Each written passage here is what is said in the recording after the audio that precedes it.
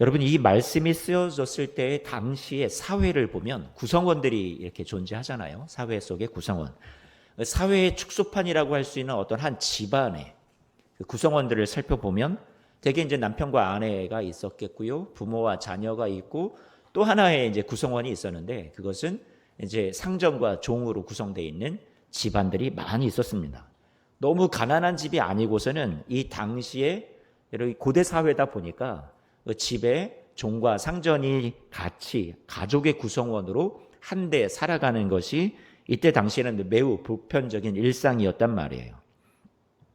그래서 여러분, 이 오늘 말씀을 보면 우리가 오늘 6장 말씀에서 5절부터 뒤에 6절 말씀부터 9절까지를 읽었지만 앞에 있는 1절부터 4절까지는 부모와 자녀와의 관계에 대해서 말하고, 이 시간에 우리가 읽지 않았던 지난 5장에서 우리가 다루지 못했던 5장 후반절, 하반절 부분을 보면 어떤 부부에 대한 하나님의 권면의 말씀이 나오고 있습니다. 그러니까 부부, 그리고 부모와 자녀, 그리고 오늘 말씀에 종과 상전에 관한 말씀이 이렇게 사회 구성원 전반에 대한 하나님의 약속의 말씀이 나오고 있는 거죠. 우리가 에베소서 말씀을 흐름을 쭉 이해를 한다면 1장부터 3장까지는 복음에 대해서 사도 바울이 이들에게 하나님 말씀으로 복음을 다시 무장시켜주고 들려주었던 것이고요. 그러면 그 들었던 복음을 가지고 이제 4장부터 6장 말씀까지는 들었던 복음이 아니라 우리가 우리의 삶에서 보여주어야 할 복음, 세상에 사람들에게 우리가 나타내 주어야 할 복음에 대해서, 우리가 받았던 복음에서 이제는 흘려보내야 될 복음에 대해서 들려주는 것이 4장부터 6장까지의 흐름이란 말이죠. 그러면 이 5장에 있는 부부의 이야기, 그리고 부모와 자녀의 이야기, 종과 상전의 이야기가 우리에게 전해주는 메시지는 뭐냐면 사람들을 대하는 우리의 사회생활에 대해서, 대인관계에 대해서 들려주는 말씀이 이 가운데 있다라는 거겠죠. 자, 우리는 5장 말씀부터 다시 우리가 오늘 읽지는 않았지만 잠깐만 살펴보기를 원하면 22절 말씀 보면 이렇게 나와 있습니다. 아내들이여 자기 남편에게 복종하기를 누구에게 하듯 하라 그랬어요? 그럼 이거는 되게 여성분들이 되게 억울해요. 아니, 우리만 복종하란 말이야? 아니, 뭐 복종할 만 해야지, 순종할 만 해야지. 아멘이에요, 안 아멘이에요? 네? 이렇게 하면 또 여러분들 또 대답을 못 하시죠? 제가 결혼식장에 가가지고 실제 이제 젊은이들에게 들었던 얘기인데, 어떤 목사님이 에베소서 이 5장 말씀을 가지고 이제 결혼식에서 주례사를 딱 하는데, 고리타분하다. 무슨 아니 우리 여자들더러 복종하랜다. 막 이런 얘기들이 젊은 친구들한테 막 나오는 거예요. 여성분들한테, 젊은 우리 처녀들한테. 아니, 아가씨들이 이렇게 생각을 하는 게 되게, 이 성경을 되게 문자적으로만 보고 있구나. 그 말을 그렇게 들으면 안 되는데, 이런 생각이 들었단 말이죠. 근데 여러분, 5장 22절 말씀에 남편에게 복종하라 했지만, 여러분 25절 말씀을 한번 봐요. 25절 말씀 보니까 남편들은 아내 사랑하기를 그리스도께서 교회를 사랑하시고 그 교회를 위하여 자신을 주신같이 하라. 여러분, 어떤 게 더 어려워 보여요? 자, 여러분들이 남편의 말에 그냥 한 눈 질끈 감고 한번 그냥 순종하자, 한번 봐주자 하면서 순종하는 게 여러분 쉬울까요? 아니면은 남편대로 당신 예수님 돼 하는 게 어려울까요? 여러분, 뭐가 어려울 것 같아요? 예수님처럼 사는 게 어렵지 않아요?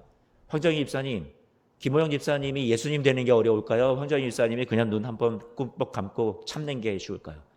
그게 쉽겠죠, 그렇죠? 어떻게 보면 남자들이 더 어려운 거를 주님께서 명령하시는 건 아닌가요?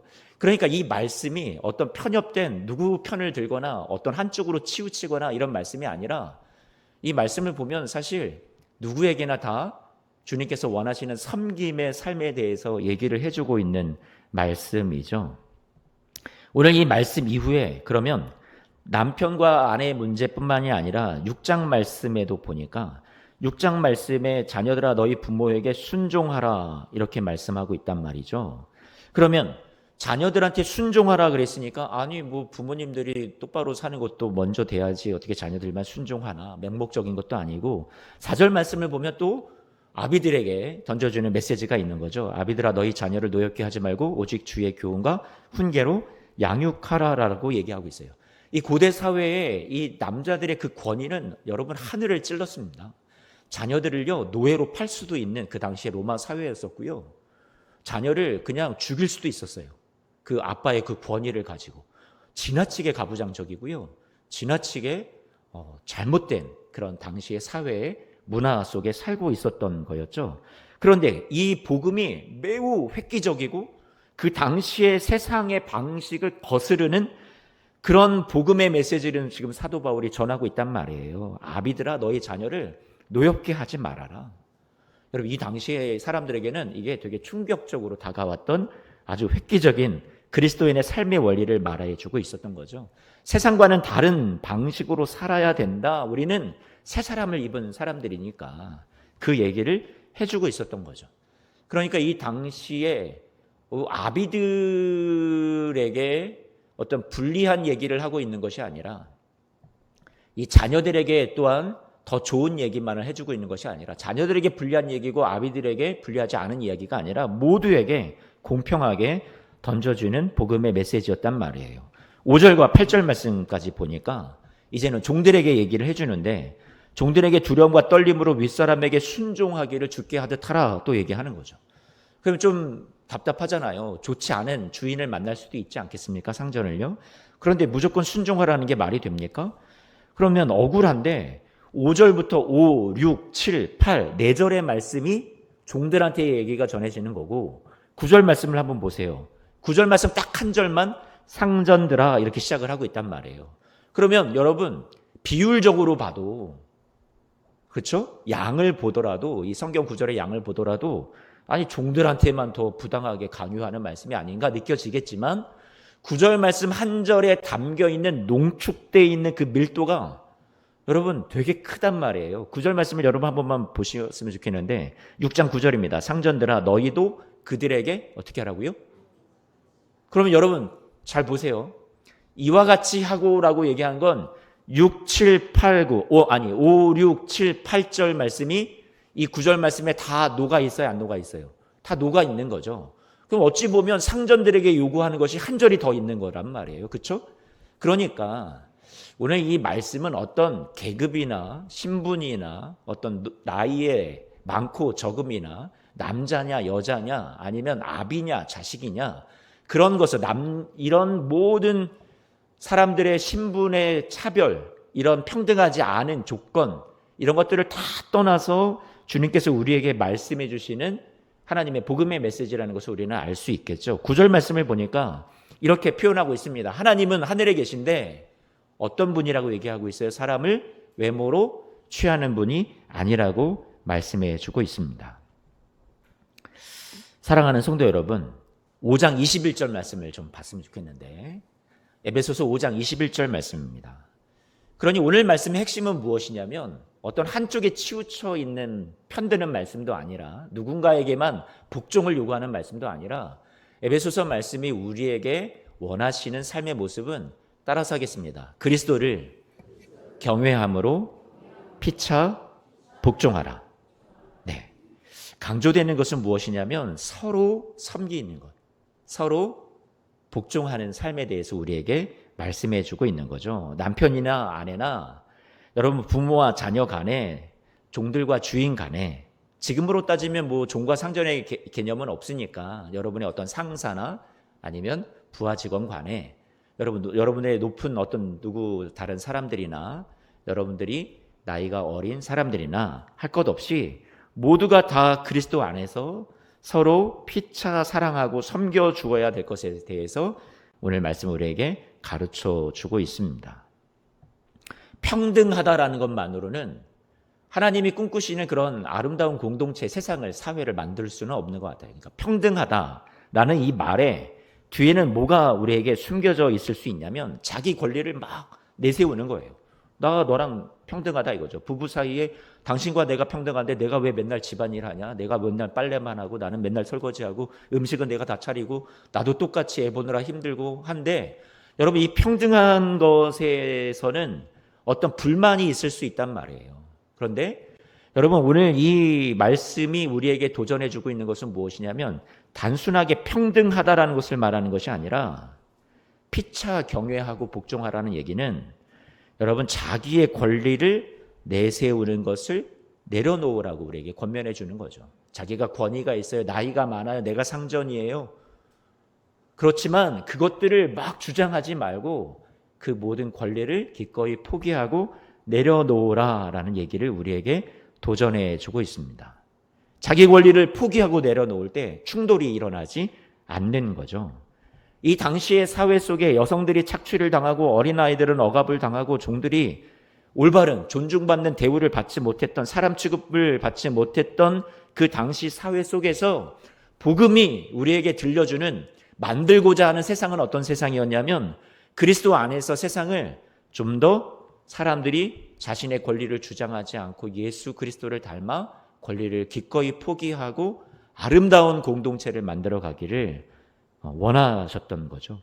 그래서 하나님의 말씀이 이렇게 그 당시의 세상의 사회에 이렇게 말씀이 선포하고 들려지고 있었던 거였어요. 6장 9절 말씀에 상전들아 너희도 그들에게 그와 같이 하고 위협을 그치라 했으니까 그 당시의 세상에 살은 방식과 문화가 얼마나 위협적이고 폭력적이고 사람을 존중하지 않았던 사회였는지를 분명히 보여주고 있죠. 그런데 이런 말씀을 우리가 따르기에는 여러분, 세상적으로 살아가는 방식대로 그냥 휩쓸려서 살아가고 우리가 본능적으로 내 권리를 포기한다라는 것은 쉽지 않습니다. 그렇죠? 내가 당연히 받고 싶은, 누리고 싶은 그것이 우리 안에 욕망이 있단 말이에요. 본질적으로 그래요. 본능적으로. 그런데 그런 우리를 잘 알아서 성경은 뭐라고 얘기를 해주고 있냐면 5장 18절 말씀에 전제가 하나가 우리에게 있는데 5장 18절입니다. 이렇게 말씀해주고 있죠.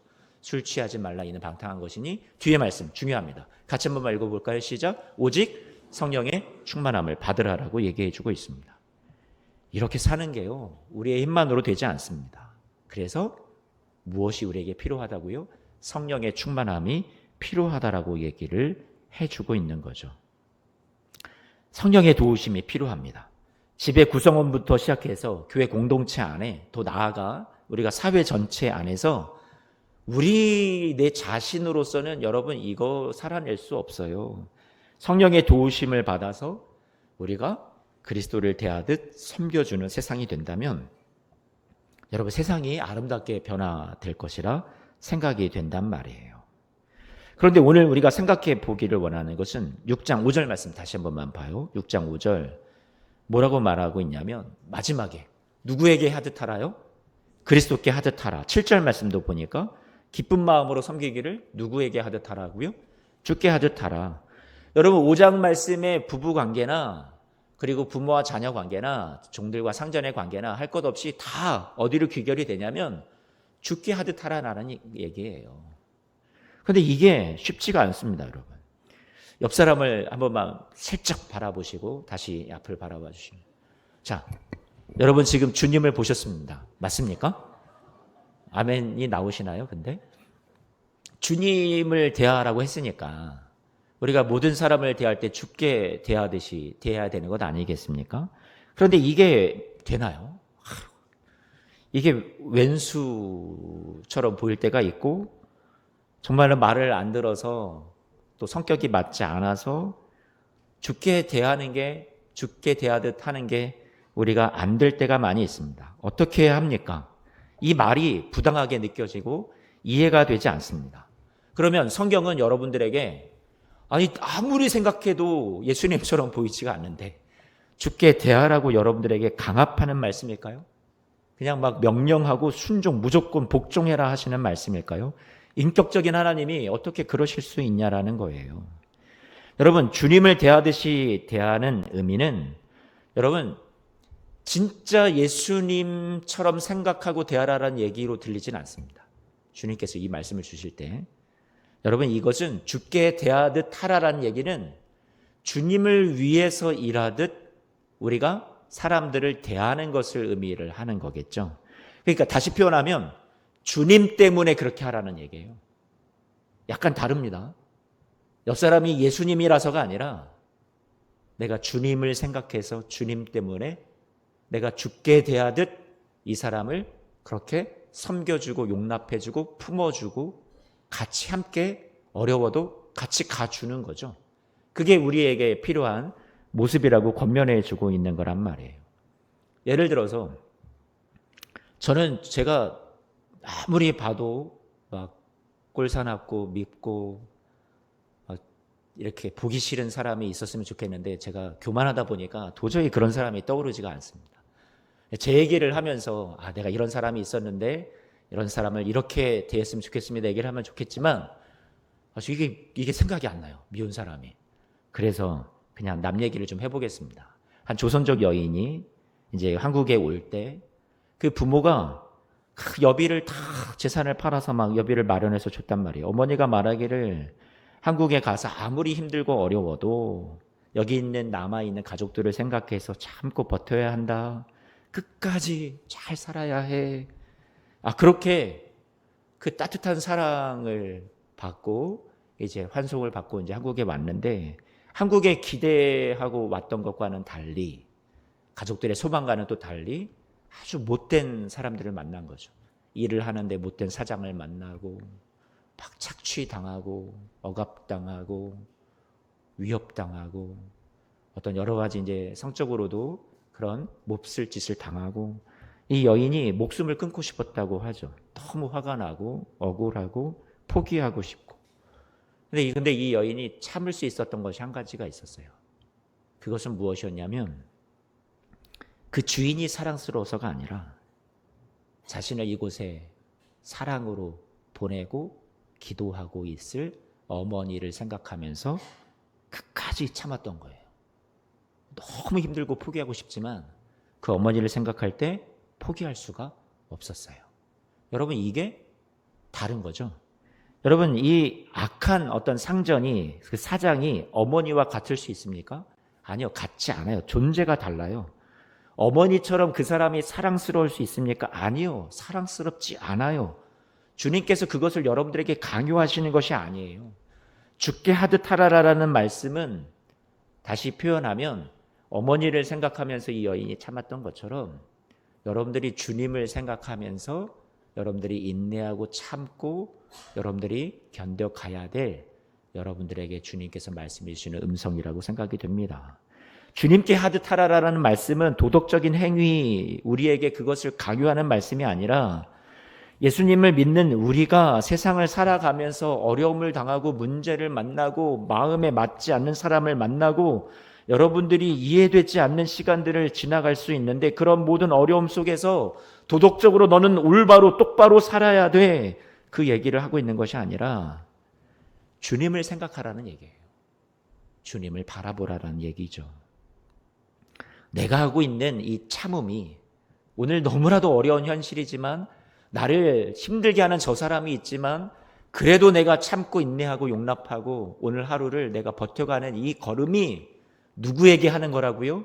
죽게 하는 것이라고 생각하고 주님을 생각하고 주님을 바라보면서 걸어가라고 우리에게 도전해 주시는 위로의 말씀이죠.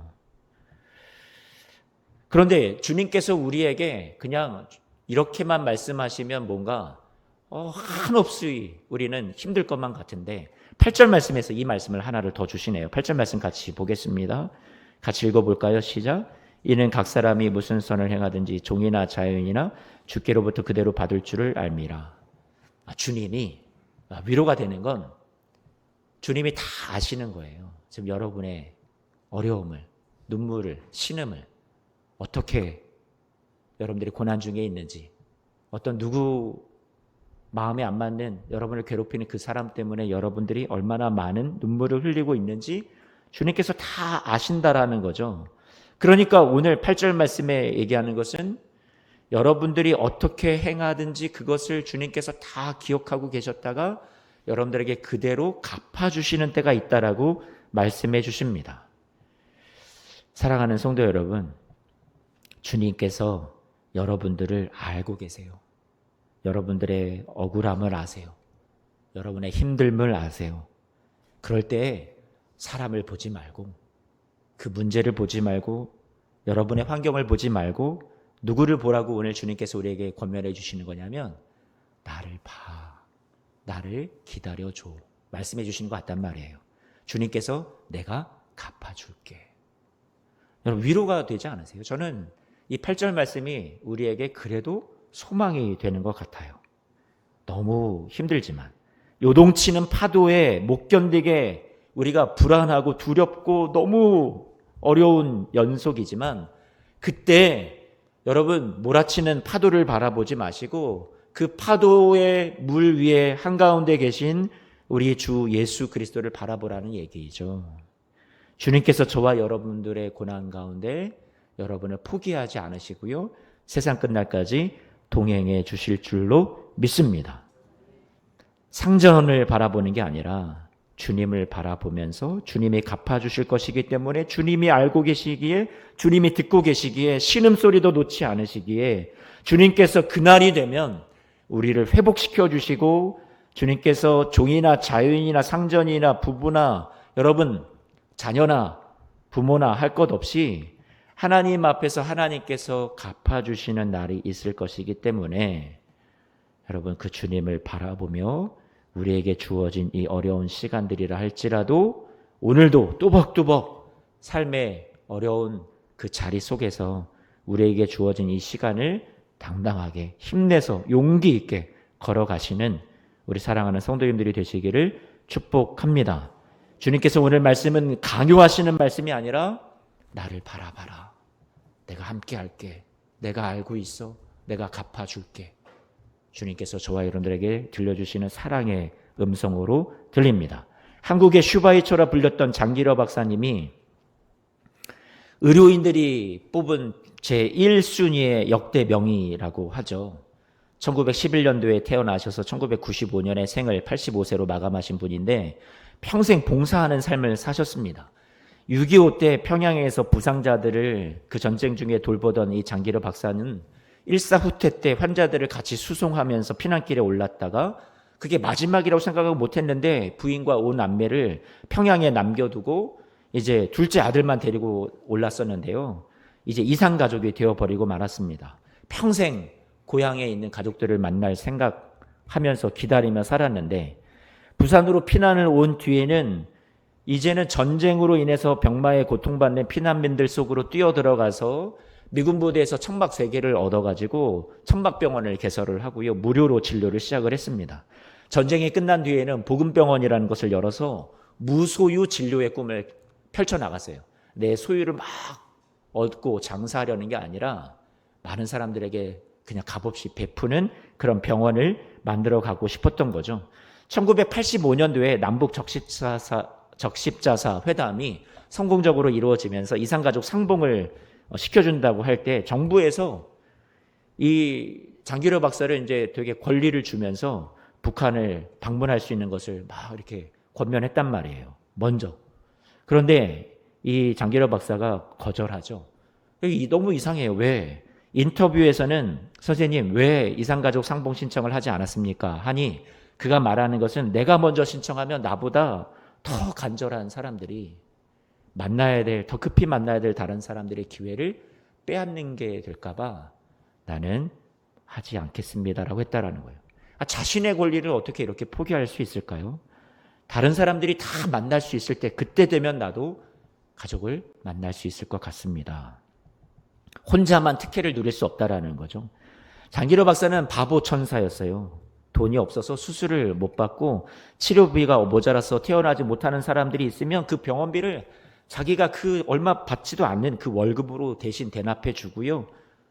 그리고 이제 체면도 염치도 그러니까 뒷문으로 몰래 조용히 나가게 해주는 그런 아주 멋진 그리스도인의 모습을 보여주었습니다.